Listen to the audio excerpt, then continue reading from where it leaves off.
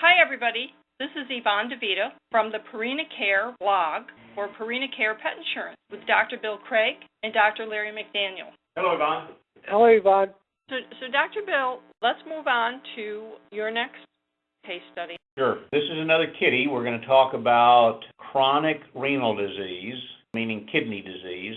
This is Little Bit. Little Bit is a 13-year-old female domestic shorthair, and kidney disease tends to be a geriatric problem with older cats, and we can see here that the Little Bit is 13 years old. And we're seeing, as we have better health care for our pets, they tend to live longer, and we start to see a lot of geriatric problems. Parts start to wear out that we didn't encounter when cats and dogs didn't live quite so long. Typically, the patient with kidney disease tends to be older, and so in Little Bit's case, similar to the previous case we discussed, one of the first things that Mom noted was that Little Bit was urinating more and going to the water bowl more frequently.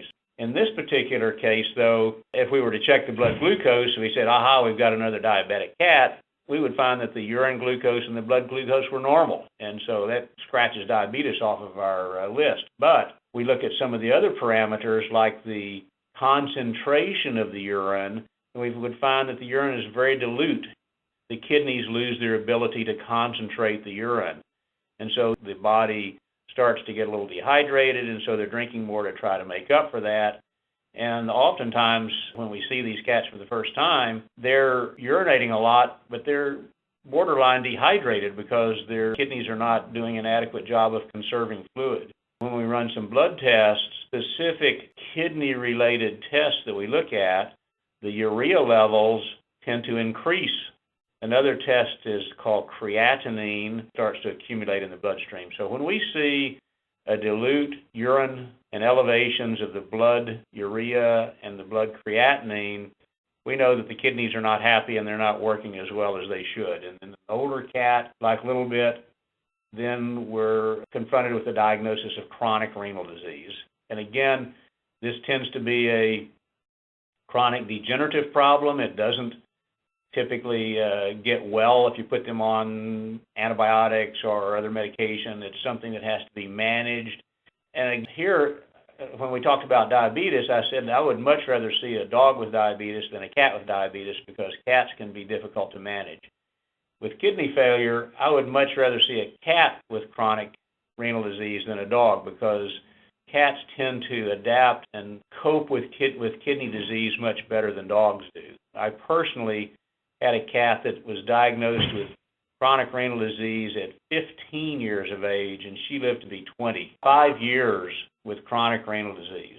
Wow. And these cats initially may need to be hospitalized on intravenous fluids to kind of flush the kidneys, get some of those elevated waste products like urea and creatinine out of their bloodstream, get that down to a manageable level. They may need to be on certain maintenance medications to support the kidneys to give them a little bit of help in doing their job.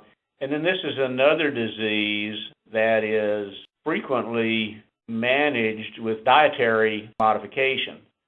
And again, Purina has a diet called NF used to manage kidney disease in dogs and cats. Has very well regulated levels of protein, but very high quality protein. So that helps to decrease the workload that the kidneys are faced with. Now, the other thing that's important in cats with kidney disease is to make sure that they have plenty of fluid intake, because remember, the kidneys aren't doing a good job of regulating and controlling the amount of fluid, and it gets lost in the urine. So they've got to take in increased amounts of fluid to make up for that abnormal fluid loss.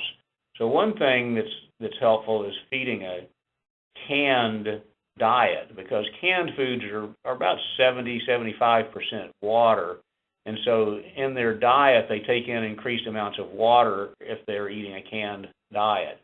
The other thing is to take measures to encourage fluid intake, certain things like chicken broth or clam juice that have a flavor that would encourage them to drink more fluids.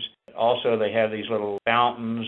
Cats seem to like flowing water or aerated water for some reason better than standing water that's sitting in the water bowl all day long. That's amazing, because my cat does not like, it's like if the water's sitting in the water bowl, she sits there and gives me a look, a very annoyed look, until I actually pour water from a bottle into it. Then she'll drink. You know, cats have these little idiosyncrasies, and for some reason they like that. And these little fountains that that recirculate the water, they seem to like that better than flat water, I guess. It's just been sitting in the bowl I'm going to all try day. that. You know, the other interesting thing about the NF diet, the PVD diet, is typically cats like high-protein diets. So when you reduce the protein content for a cat, the diets, you know, they lose palatability. They don't taste as good. And one of the things that I've heard about feline NF, especially the canned variety, is even though it is reduced in protein, it's quite palatable. Some of these cats with chronic kidney disease are sometimes anorexic themselves because they've got these high levels of toxins sometimes circulating in their blood. So highly palatable diets are very beneficial for them. And typically, we mentioned that these cats, this is a long-term, chronic, debilitating disease. And so even though, let's say at 13 years of age, a little bit we get regulated and stabilized, remember that the kidneys are continuing to deteriorate with time. And so it's important to monitor again, regular blood tests, evaluating the urinalysis to make sure that the disease is not getting ahead of our regulation, and we need to know in advance if things are starting to deteriorate before they get so out of hand that we have a big hole to dig out of, and little bit needs to be back in the hospital on IV fluids and other medications to try to salvage a problem that got out of hand. So again, while the upfront costs at the initial diagnosis and regulation may be $500 to $1,000, it's the ongoing monitoring and regulation that makes Little Bit's owner happy that she's got the insurance, because that helps to pay those bills that keep coming in every few months. Hey, Joe, I've got a question for you. I think a lot of people are afraid. They buy pet health insurance, and then say their cat comes down with a chronic problem like kidney failure or something like that. I think they're afraid, because of some of the problems in human health insurance, that the next year we're going to raise their premium, you know, because their cat is now costing more, we're paying out more in claims, therefore we're going to raise their premium.